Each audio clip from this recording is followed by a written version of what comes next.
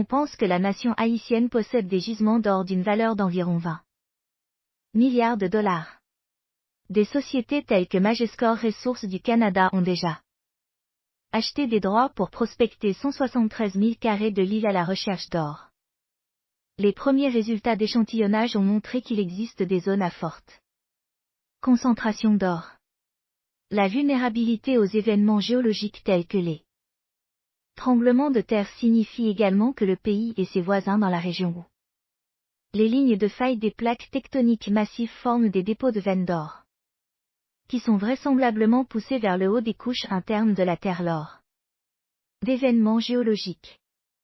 Cette théorie est étayée par la découverte au Chili où se trouvent des gisements massifs de cuivre. Les géologues ont également observé des frontières recouvertes d'un revêtement de cuivre bleu-vert oxydé, ce qui indique qu'il pourrait y avoir des gisements de métaux précieux, tels que le cuivre contenu dans des couches plus profondes.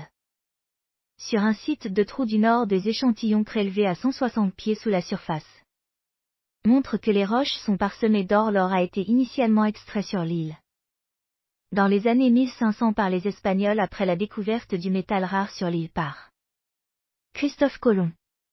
Les Espagnols se sont déplacés vers des gisements plus riches au Mexique. Les Nations Unies avaient également indiqué que le pays possédait d'importants gisements d'or en 1970 mais que les investisseurs étrangers hésitaient à investir dans l'exploration en raison d'un climat politique défavorable et de la corruption dans le pays.